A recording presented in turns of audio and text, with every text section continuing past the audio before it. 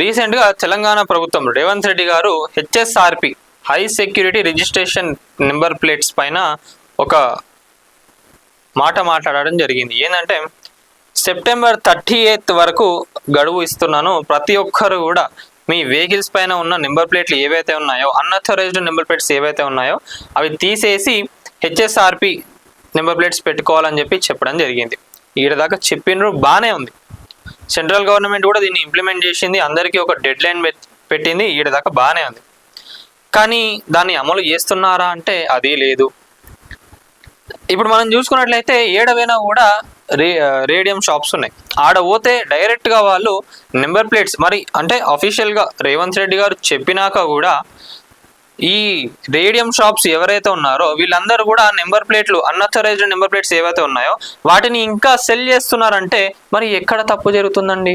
మళ్ళీ ఇంకోటి ఏంటంటే మళ్ళీ ట్రాఫిక్ పోలీసుల వరకు పోయేసే వరకు అన్అథరైజ్డ్ నెంబర్ ప్లేట్ అని చెప్పి ఫైన్ వేయడం జరుగుతుంది.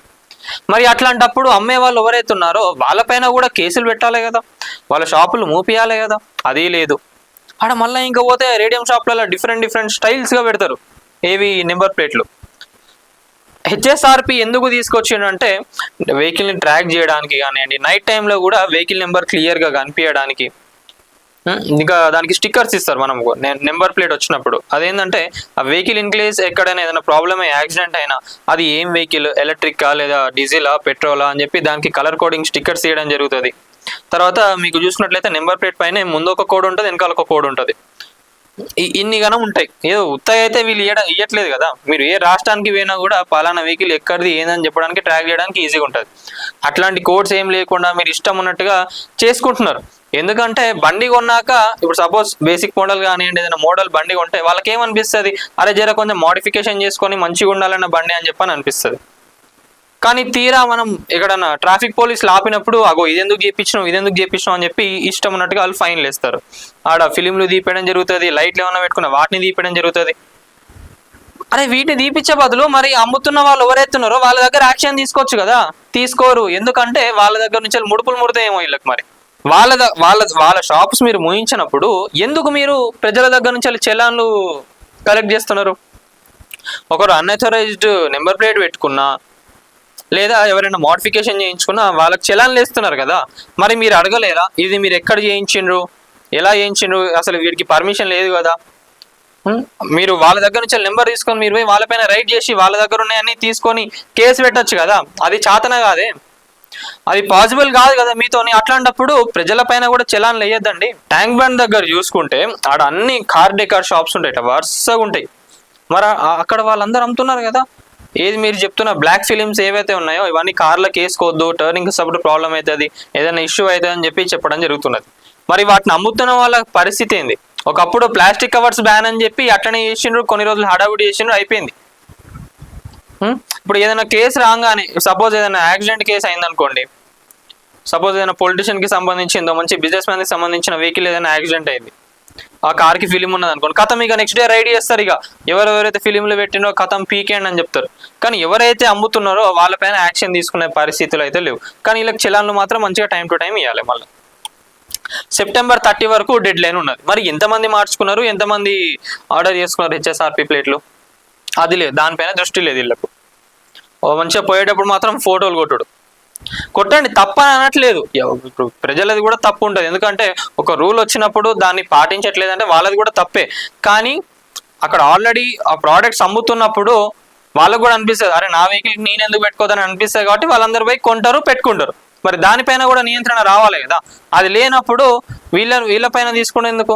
ఇంకోసారి ఎవరైనా ఇప్పుడు ఆపినా కూడా అడగండి, మీరు ఎక్కడ చేయించిన పలానా షాప్లో చేయించిన అంటే పోయి వాళ్ళపైన కూడా రైడ్ చేయండి.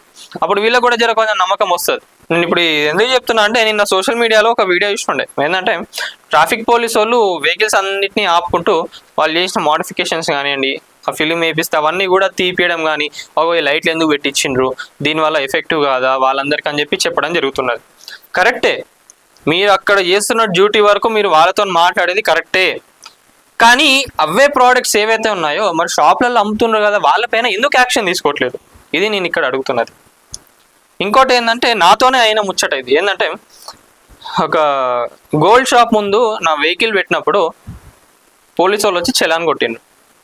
అన్అథరైజ్డ్ పార్కింగ్ అని చెప్పి చలాన్ కొట్టడం జరిగింది. నేను ఇప్పటిదాకా కూడా పే చేయలేదు, నేను పే చేయకూడదు. ఎందుకంటే నా వెహికల్ నేను పార్క్ చేసింది కాదు, ఇక్కడ వ్యాలెట్ పార్కింగ్ ఇచ్చినప్పుడు అది షాప్ వాళ్ళ పార్కింగ్ అని చెప్పి అక్కడ పార్క్ చేయడం జరిగింది, రోడ్ పైనే పార్క్ చేయడం జరిగింది. నేను వ్యాలెట్ వాళ్ళకి ఇచ్చాను, వాళ్ళు పార్క్ చేసిండ్రు.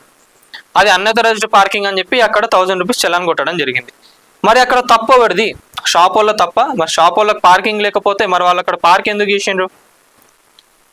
అక్కడ పార్కింగ్ మరి అక్కడ పర్మిషన్ లేనప్పుడు పోలీసు వాళ్ళు మరి వచ్చి షాప్ వాళ్ళని అనొచ్చు కదా, ఎంతసేపు వీళ్ళ బిజీ కస్టమర్స్ ఏడబోతారని వీళ్ళ బాధ, వీళ్ళు ముట్టేదేదో మంచిగా వాళ్ళకి ముట్టిపిస్తారు కాబట్టి వీళ్ళేమో ఇష్టం అన్నట్టుగా చలాన్లు కొట్టుకుంటూ పోతూ ఉంటారు. ఇట్లాంటి ప్రాబ్లమ్స్ క్రియేట్ కాకుండా చూడాలంటే నియంత్రణ, ఇప్పుడు ఏదైనా కూడా, ఇప్పుడు హైడ్రా దానిపైన అయినా కానివ్వండి, అధికారులది మనం చూసుకున్నట్లయితే తెలంగాణ రాష్ట్రంలో ఎవరైతే లంచాలు తీసుకుంటున్నారో వాళ్ళందరినీ కూడా ఏసీబీ వాళ్ళు వచ్చి పట్టుకోవడం జరుగుతుంది. అయినా మళ్ళీ చూసుకున్నట్లయితే 2 సంవత్సరాలు అలక్కొలు వస్తుంది. కానీ నియంత్రణ ఏది? చేస్తున్నారు, ప్రజాప్రభుత్వం కూడా ఏదైతే పనులు చేస్తున్నారో వీళ్ళు చేస్తున్నారు, కానీ దాన్ని 100%గా సాటిస్ఫై చేయలేకపోతున్నారు. ప్రజలకు కూడా నియంత్రణ అనేది కరెక్ట్గా ఉండట్లేదు. అది ఉన్నప్పుడే ఏవైతే మీరు ఇంప్లిమెంట్ చేసిండ్రో, ఏదైతే చేయాలనుకుంటున్నారో దాంట్లో కూడా 100%గా సక్సెస్ అవుతారు. సో హెచ్ఎస్ఆర్పి నెంబర్ ప్లేట్స్ పెట్టుకుంటే ఏంటంటే ఫ్యూచర్లో మీకే యూజ్ అవుతుంది. ఇది చెప్తున్నారు, ప్రభుత్వం చెప్తున్నది, పోలీసులు అందరూ కూడా చెప్తున్నారు, కానీ దాన్ని ఎంతవరకు ఇంప్లిమెంట్ చేయగలుగుతున్నారు అనేది మెయిన్ టాపిక్ ఆడ.